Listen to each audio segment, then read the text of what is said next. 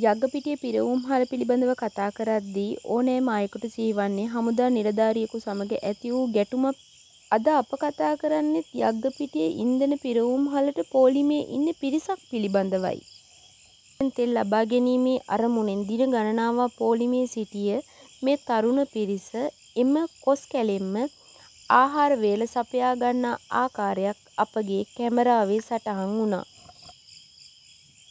දර හොයාගෙන කොස් හොයාගෙන කඩලා තම්බලා කාලා දින ගණනාවක් තෙල් පෝලිමේ ඔවුන් ගත කළා.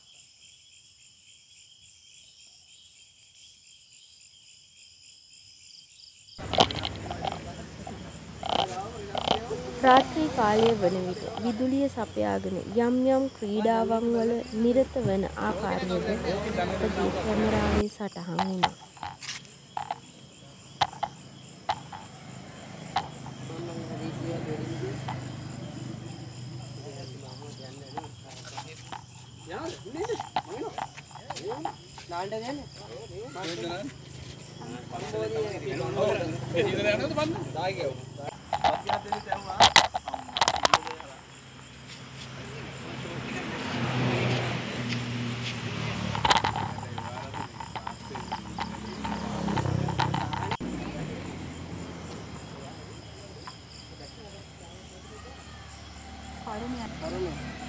කරුමක්කාර රටක කරුමක්කාර අපි